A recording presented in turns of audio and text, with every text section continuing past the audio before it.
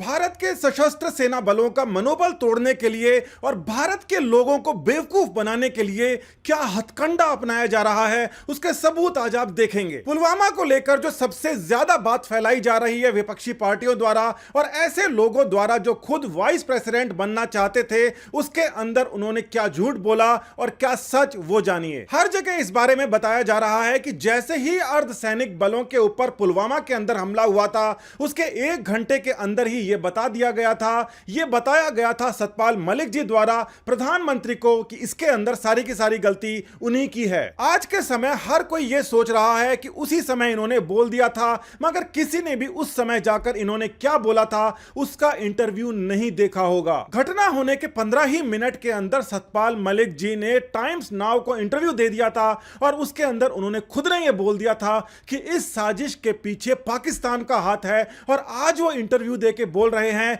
कि मैंने नहीं बोला था। इस प्रकार का माहौल बनाया गया ताकि पाकिस्तान के ऊपर मामला डाला जा सके और वोटों के अंदर फायदा हो। खुद सुनिए। स्टेट होकर पाकिस्तान ये चाहता था कि कोई बड़ा एक्शन इंडिया में होना चाहिए और उसने सक्सेसफुली इसको करा दिया। जॉर्ज सोरोस नाम का एक आदमी जिसकी फंडिंग से यहां पर कई मीडिया चलती हैं, उसी में से एक मीडिया के अंदर एक इंटरव्यू को दिया जाता है और उसके अंदर यह बोला जाता है कि 1 घंटे के अंदर जो लापरवाही बताई गई थी उसका कारण यह था कि उन्हें 5 विमान नहीं दिए गए। ऐसा सीआरपीएफ ने सतपाल मलिक जी को बताया, ऐसा सतपाल मलिक जी ने खुद ने कहा। उसके अगले ही दिन सतपाल मलिक जी द्वारा रवीश कुमार को इंटरव्यू दिया जाता है जो कि मैग्सेसे धारी हैं और उनको बोला जाता है कि मुझे सीआरपीएफ ने अगले दिन सुबह बताया था। अगले दिन सुबह बताने वाली बात 1 घंटे के अंदर आपने कैसे कह दी? अर्धसैनिक बलों के मनोबल को अपनी राजनीतिक महत्वाकांक्षाओं के लिए किस प्रकार से तोड़ा जा रहा है, उसका सबूत यह है कि इंटरव्यू के माध्यम से बताया जा रहा है कि हजार जब अर्धसैनिक बल एक जगह से दूसरी जगह जाते हैं तो उनको सुरक्षा की आवश्यकता होती है। यह सुरक्षा सड़क के ऊपर वो खुद कर पाने में असमर्थ हैं। वो खुद जिस रोड से जा रहे हैं उसको सैनिटाइज करना, यानी कि उसकी एक प्रकार से सुरक्षित करना उनके बस की बात नहीं है। कितना ज्यादा गिरेंगे ये राजनीतिक लोग। असल बात यह है कि जब भी काफिला एक जगह से दूसरी जगह जाता है, केवल और केवल सैनिक नहीं जाते, उनके बख्तरबंद गाड़ियां, उनका बहुत सारा सामान, असला सब जाता है। वो सभी के सभी चीजें हवाई जहाज से नहीं जाती, यानी कि हवाई जहाज से जाने के बावजूद सड़क के द्वारा सभी के सभी वाहनों को, गाड़ियों को, असला बारूद सबको ले जाने के लिए सड़क का रास्ता इस्तेमाल किया ही जाना होता है। सतपाल मलिक जी जो उपराष्ट्रपति नहीं बन पाए, उनके बजाय जगदीप जी धनखड़ को उपराष्ट्रपति बना दिया गया,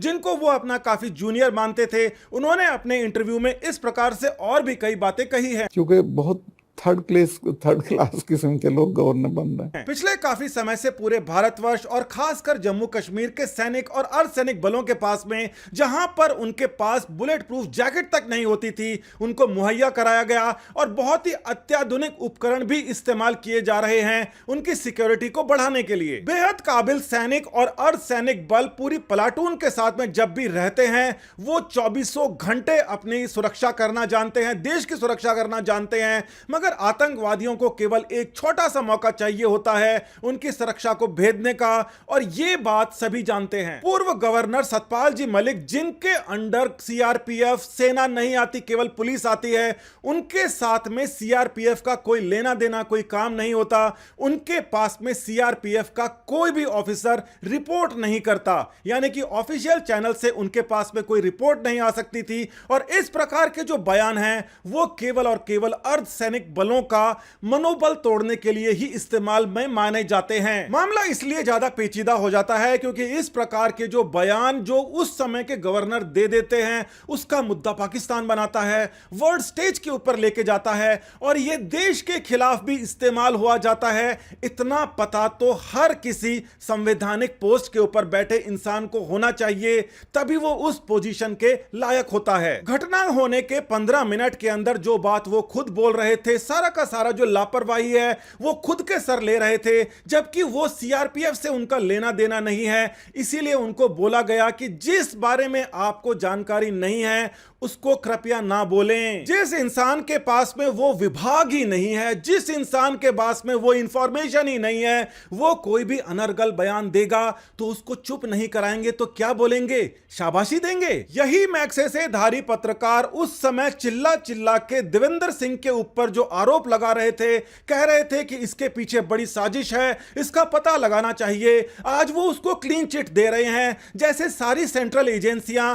इनके घर की खैरात हो। साधारण पब्लिक को जानना चाहिए कि जो लोग राजनीतिक महत्वाकांक्षाओं की वजह से इतना ज्यादा गिर जाते हैं, उनकी बातों के ऊपर ध्यान देना बिल्कुल बंद किया जाए। और ऐसे लोग तो सीरियल डिफॉल्टर हैं। हर वो मुद्दा जो देश के खिलाफ होता है उसके अंदर आग में घी डालते हैं और विदेशी फंडिंग लेते हैं। अपनी आंखें खुली रखिए, कान के अंदर से कचरा निकाल के रखिए। यह देश आपका, हमारा है, हमें इसकी इज्जत बना के रखनी है। पाकिस्तान और एंटी नेशनल फोर्सेस का सामना करना है। नमस्कार, धन्यवाद, जय हिंद।